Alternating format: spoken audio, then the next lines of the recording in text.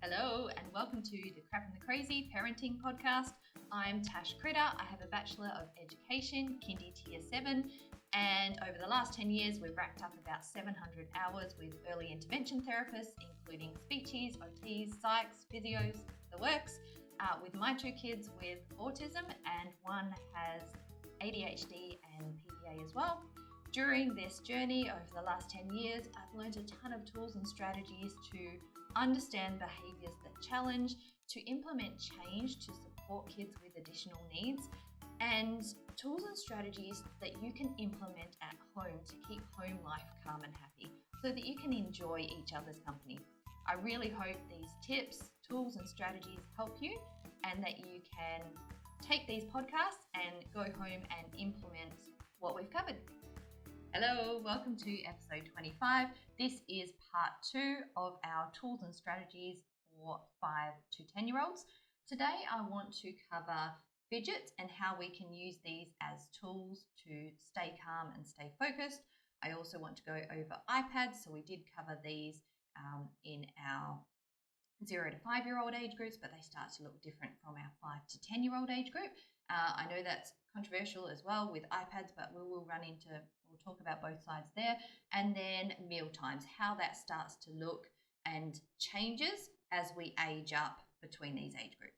All right, let's start with fidgets. So fidgets are something that are often very misunderstood, especially in the classroom where teachers see them as a reward rather than a tool and strategy to help kids cope. So often we see parents and teachers use them as rewards. So, you're sitting nicely as a reward for their behaviour versus the kid that's sitting there rocking, climbing the walls, banging off at people, whatever else.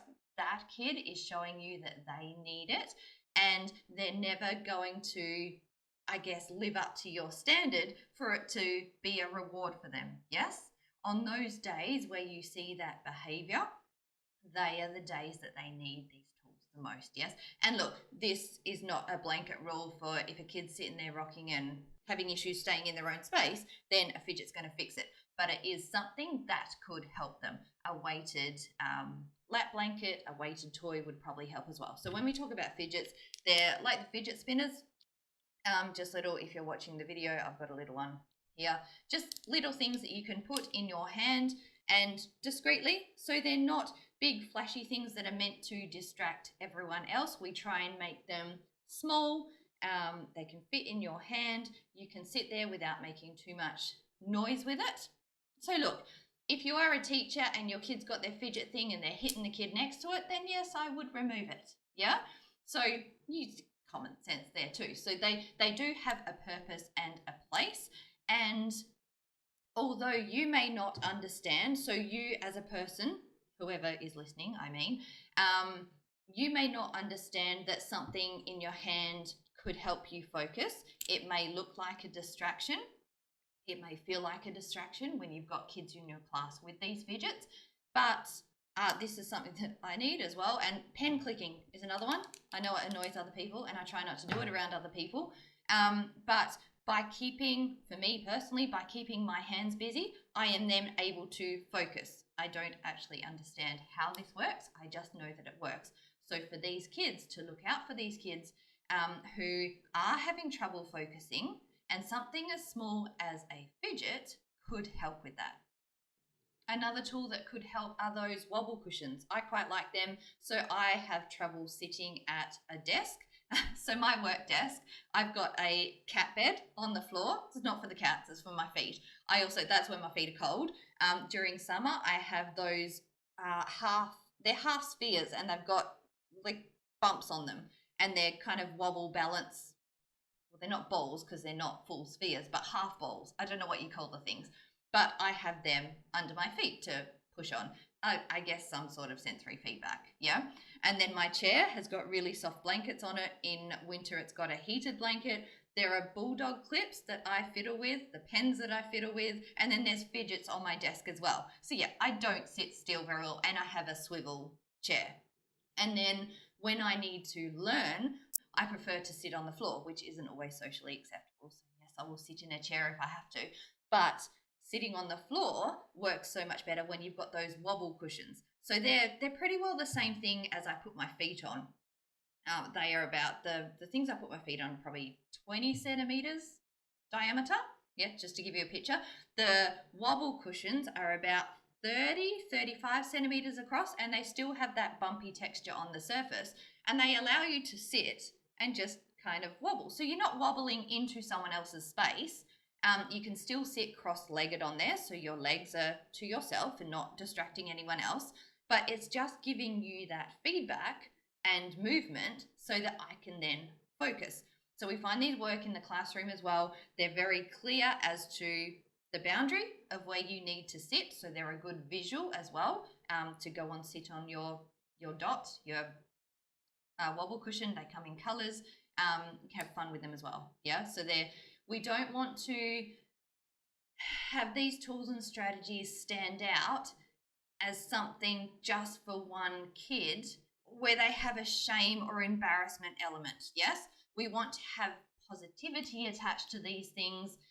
So still not using them as rewards, but we're very much using them as coping tools. And you don't have to just have these, particularly in the classroom, for kids that are on the spectrum or sensory processing disorder. There will be other kids that actually benefit and focus better from using these tools. Same as at home. Actually, we do have a wobble cushion at home, but my kids just never took to it. We've got sensory fidgets everywhere. We've got weighted blankets everywhere. We've got fluffy blankets everywhere. So you really don't have to go far to find these bits and pieces in our house. And it's not always to focus. We use it to relax as well and to wind down at the end of the day, particularly when the kids have been at school all day or a busy day for me. Going to the couch where we've got all this soft, fluffy stuff, safe place to relax, yeah, and to wind down. So at the end of the day, we tend not to be needing to focus anymore, but we use these to calm and relax and feel centered. Next, I want to talk about iPads. I know this is a controversial one. There's two sides to iPads. They can be very addictive and cause behaviors, which we've been there and done that, and that's not fun. But they also are a great tool when your kid does need to tap out and just calm down, reduce all the demands of everything going around them. So there is a time and a place for them. I am not a huge fan of them being used as a babysitter. In saying that, there have been times, seasons where I'm working and so we've all been on our separate corners of the house on tech. So I've had my computer work, they've had their iPads and their games, and yeah, they've been on it too long. So been there, done that, but being aware and watching for those behaviors, those big behaviors that happen when they're not getting off their iPads, when they're not getting their other chores done, when they stop responding to you as well. So being aware of all these different things that come with using the iPad. I know there are some families that resort to the iPad for keeping their kids calm, to manage meltdowns, and yes, it looks like having iPads at the dinner table, but as a family, that is their rule for coping, which if they removed that, that would look like everyone screaming. Yeah? So again, what are your kids learning? What do you value as a parent in your house? How is it being used? What are the benefits of it being used? What are the disadvantages of it being used? And are these all being weighed up as opposed to, oh, my kid's got autism. I know an iPad works to help calm them down. Let's just give them an iPad and they can stay there calm in the corner playing. And yes, they will be calm and happy on the iPad. They tend to be. I think all kids tend to be because they're getting all that feedback from the screen, but it doesn't always mean that it's good for them. And I'm not saying to do it, not do it, but to consider the boundaries around it. And I guess always as a parent, being okay to say no, being okay for your kids being bored. You don't have to always entertain them. These are general rules. It depends how all this looks and actually plays out in your house. I would also make sure that they're having opportunities for play and for social. So they are getting out of the house. They are, which again, look, I'm talking to myself here. I do not have this down pat perfectly by any means. This is still an ongoing struggle, and as you go through the different ages, it just presents differently. Yeah. But making sure, particularly when your kids are younger and in this age group, that they're getting other opportunities to play. We've set rules and boundaries in our house around the iPads. I don't think I was very good at this to start, didn't know what was available, didn't know what I was in for when they spent longer periods of time, particularly when my boy went through testosterone boosts. You've got the big behaviours around removing the iPad. We want to remember to use transitions if your kids are on the iPad as well, and if they do have trouble getting off, using those transitions, so the now and then or the timers. I will still do that at times if my kids are having downtime on the iPads and then we need to get up and get ready. I will put the timer on the microwave as a countdown, so maybe give them 10 to 20 minutes notice, put the timer on, and then when the bell goes, they are expected to get off the iPads. If I am having trouble with that process, and you do go through seasons where sometimes they are fine to get off and move to the next activity, other times not so much. That's when we got in. So I found this really hard managing all of this during lockdown because we were home for 6 weeks at a time and we couldn't go out or do anything else. So what is the point of having iPad rules if there's nowhere else to go? So I did extend the time they were allowed on them. But I also bought a lockbox during this period. I think it's just called lockbox. It's a big box, so about 45 centimeters across by 30 centimeters wide and maybe 20 centimeters high. So it's a decent sized box. It'll fit all the tech in from the whole house. We can lock it up, and then I've got the key. So that was a good way to manage it. It's also got chargers in there, so the whole box is plugged in, and then it's got a number of USB chargers inside. I think the latest release has the C, whatever the C plugs are called, so you can update your tech in there. But that was a good, clear boundary of everything goes in the box at a certain time, and then it's not a temptation as well. So we would all do that. All the phones, everything would go in there. I still do use that at times, not as strictly as I did back then. Sometimes I've found that you need to tighten the reins. So we have a lot more rules in place, and then that kind of gets relaxed after some of those big behaviours start to go. Another family rule that we have, and I've always had, is no iPads before school. Now this has sort of shifted now that my kids are teens because they often text and message in the mornings. That I have been okay with, not gaming though. It affects your focus at school if you're on tech in the mornings. So that was a rule that we had. We also have, so we're an Apple family, so your kids can be added to your Apple family account, and then you can actually control the apps, the games, who they're messaging, the restrictions, the content they're viewing. You can have control over all of that. I know as parents we like to trust our kids, but with what's out there, and we're learning this behind the scenes at the moment as well, there's so much out there that your kids are not old enough, mature enough to deal with and make good choices themselves. So you as an adult need to step in and put some boundaries in place to keep them safe. So this is where I would highly recommend those Apple settings. I don't know what it looks like for Samsung or Android. Sorry, can't help you there, but have a look. I'm also then able to set time limits for particular apps. So with socials, they're limited to a certain amount per day or just not able to access at all. And then there are time caps. So when they hit 7, 8 o'clock at night, whatever I've set it to, everything locks up except being able to access the basic apps. You can have the whole thing lock up. So again, it removes that temptation. As much as you think your kid won't be the kid to sneak the iPad and under the covers at bedtime when they should be sleeping, it happens, yes? So there are boundaries that you can put in place, and I just really want to encourage you as well to be okay to have these boundaries. It is your job as a parent, and to be okay saying no. It's okay for your kid to be angry at you, yes? It's okay for them to not agree with the boundaries that you have put in place.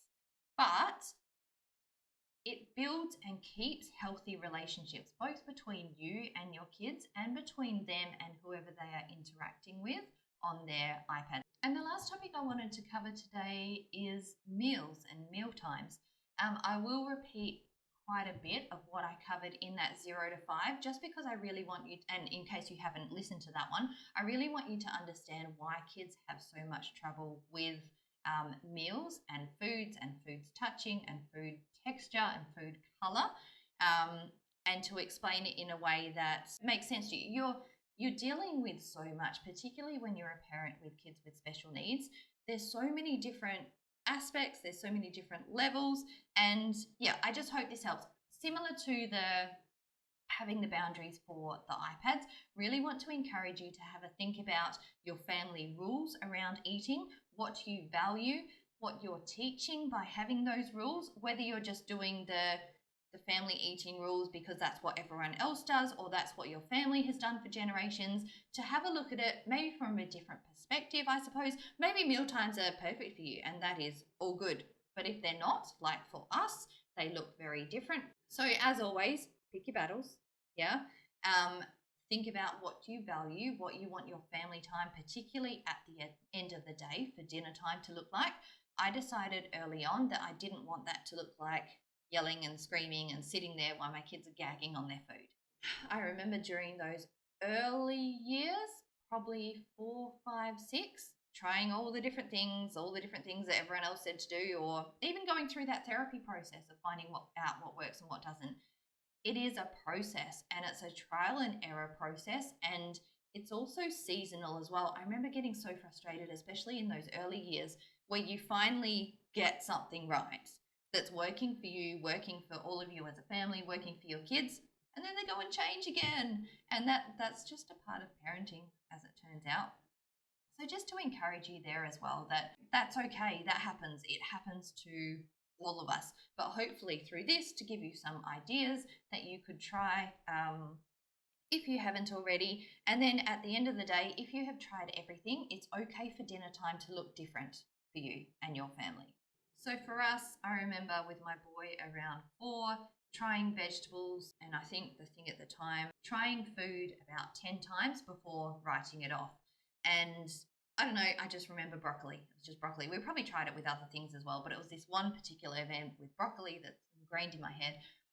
And I'm like, I tried to make him eat it and finish it, and I wouldn't let him leave. It was a bright red table with the little kids' chairs because we'd have other families over as well, and the kids would sit and eat together, or one family in particular.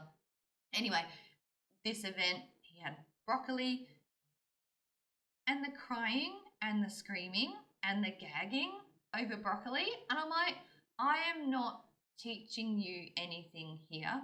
You are not learning anything here. You're clearly not learning to love broccoli. You're probably just, I don't know, getting a traumatic event ingrained in your brain right now. So I'm like, I remember that day deciding this is not how I want to do dinner times. Now, it doesn't mean my kids can pick whatever they want to eat or eat lollies for dinner. Like, that is not okay, not for me. I do know for some families that is, because I have spoken to one parent, and that is all they could get their kid to eat, red snakes and something else. And under the guidance of the ped and therapists at the time, that was their goal, just to get their kid to eat. Now, if that is the case for you, that is completely fine. Yes, I'm not talking to those extreme circumstances there. But to just, I guess, step back and, yeah, what do you value? What are you teaching your kids? And does dinner time have to look like what you had in your head? And I know through talking with other parents with kids with additional needs as well, for something that, you know, for them growing up in their family, dinner times were a big thing and happy memories. And then that's kind of a grieving process as well when that doesn't look like that for you and your family. And to be okay with that and allow yourself time to process that. And yeah, that is something that you will need to grieve, and that's okay. Yeah, I would be very careful about the controlling behaviors around food. We really want our kids to have healthy relationships with food, especially as they get older. Yeah, the there's a lot of red flags already there for kids with ASD and then eating disorders later. So we just want to be careful. This isn't to scare anyone or to, parent out of fear. We don't want to do that either, but to just be aware, to have it on our radar that we really want our kids having healthy relationships with food, and that's what we want to move towards. So for us, me as a single parent, I am not cooking 3 meals at the end of the day, one for each of us. Yeah, that's not going to happen. That's where I drew the line. This is where compromise comes in. So sitting back going, okay, I don't want meal times to look like screaming, but I'm also not going to cook exactly what they want each night. Like, not going to happen, not humanly possible for me. I will lose my mental health and all three of us will, yeah, I don't know. So for us, it looks like cooking 1 meal. Yes, I'm aware when I put it on the plates, particularly this 5 to 10-year-old age group, I think we were slowly moving out of that separator plate stage. So I can't remember what age. In the last episode we talked about as well, if you are going to use separator plates, we don't want to make them babyish. We want to kind of make them age appropriate. So I remember getting plates that were brightly coloured to try and make meal times a bit more fun. So I remember my boy had trucks, my girl would have had princesses probably, or maybe she had trucks as well. Maybe she did, I can't remember. So the foods would go in, so I would put the effort in to separate the foods into each section of the plate. So a sauce would go in a separate one. I would still put vegetables on the plate, knowing full well that they wouldn't eat it, but it was still on there. And I still do that now that they are teenagers. So what I'm eating, everything goes on the plate, but they do have choice and control over what they eat. Another part of this, which yes, it is frustrating. One of my kids has learned to self-regulate. So towards the afternoon, especially after school, behaviours start to flare up. And he helps manage that by eating in the afternoon, which often looks like eating Weet-Bix at 5 o'clock while I'm cooking dinner. And yes, that is frustrating, but I'm like, I haven't gone to all this effort for the last 5 to 10 years, whatever age group we were dealing with there, teaching you self-regulation only to take it away because it inconvenienced me. Does that make sense? So I guess this is going to look different for you and your family, but these are things to, I guess, think about and consider.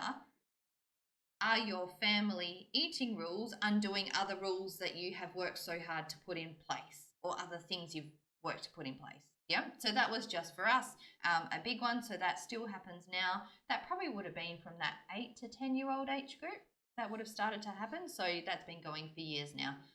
So yes, sometimes it's 4 Weet-Bix or whatever. So there was no changing the amount because it's autism and that's what you do, and you do the same thing over and over at the same time. So yeah, whatever that looked like, 4 Weet-Bix in the bowl right before dinner, and then not eating much dinner. Which, annoying, but pick your battles. See the positives. Okay, I've got dinner left over for lunch tomorrow. Yeah? Nah. This may not work for you. That is okay too. I don't want to tell you what to do. You don't have to do what we do because you'll find family dynamics will look different as well. For us, at night times, we sit down together so we don't face each other. We don't actually own a kitchen table. So we don't sit down together and look at each other because that is very confronting, particularly for my youngest. So we tend to not do eye contact. We tend to not ever face each other, but all three of us sitting on the couch, we've got our spots. We don't mix up spots. Same spots for I don't know how many years, ever probably. Same as the car. We don't change spots. Same spots. And we sit around, it's actually my laptop at the moment, and we watch movies. Happy to say we no longer have divider plates. They went quite a long while ago. So I guess around so I don't remember all of these tiny details, 7, 8 maybe, we would have then moved to proper plates, but the food still sat in its separate corners of the plate and doesn't touch. To this day, there are certain foods that still cannot touch. It was around this age group when I was cooking with foods that they didn't like, so adding peas and corn into spaghetti sort of dishes, like meat dishes, I would give them a separate bowl for them to pick out their food. So that was another rule of mine. At the end of the day, I'm not cooking and then picking out the bits that you don't want. Whereas I know other families, the mums will do that and they're happy to do that. So again, this is just being okay with it looking different between families, between your friends, between your family expectations. So your wider extended family. You're the one that has to deal with it at the end of the day, and the blowout if it doesn't work. Another strategy you could use, and this has never worked for us, but I know it works for some families, is to try and get your kids involved in the planning, in the shopping, in the meal prepping, in any one of them or all of them if they're happy to, and then actually making the food. That's a really good way to build healthy relationships around food while giving your kids choice and control as well, and having a bit more say in what they're eating, building an interest around food, and that pride in something that you've made, sharing it with your family, and then being more likely to eat it as well. Or it could look like all of that and still not eating it, in which case use a different strategy, I suppose. And I did mean to say this before, so the inconsistencies around food and why our kids, as a general rule, love chips, nuggets, crackers, those types of food, yeah? And if you look at the consistency and the texture of these foods, they're all kind of the same. So a cracker is always going to be a cracker. It's the same color, shape, size. It's got that uniformity. If you get one cracker out of one packet, you buy the same brand and packet, the cracker's going to look the same. There's no surprises, yeah? So there's no anxiety around eating this. The texture's the same every time. Same with our chicken nuggets. Same with our chips. They're brown, squishy, same texture, same consistency every time, no surprises. As opposed to, say, a piece of fruit. Let's go a banana. Yeah, you know how many colors a banana can be between, a 5-day difference. Yeah, being a little bit green and hard and having that weird flavor to brown and mushy, and your finger sinks in and you just want to get ag. Yeah, I have banana issues anyway. So, with a banana, each time you get one, it could be different, and it probably will be different. Yeah, and the memory, so you only have to do it once, but the memory of your finger sinking into a squishy bit on any piece of fruit, and just that inconsistency, it can be different color, it can be different texture, it can be a different firmness. There's so many surprises that come with eating fruit, which is why and vegetables, this is why we often see that resistance around these types of food, and something that they loved yesterday or for a week or for a whatever, seasonally these fruits change in texture, flavor, color. Yeah, so you could have had a really good batch and then the next batch is going to be inconsistent. So that's when that resistance, that anxiety comes up around food, because it's not the same, it's different, it's changing, and we don't like things that are different and changing. Yes, so hopefully that gives you a bit of an idea of why we see these food issues, confidence to make decisions around all these different areas, being okay with having these boundaries in place, being okay with your kids not entirely liking these boundaries. Kids need boundaries, yeah? And picking and choosing what works for you and what works for your family. All right, I'm going to go. Have a good week. I'll talk to you soon. Bye.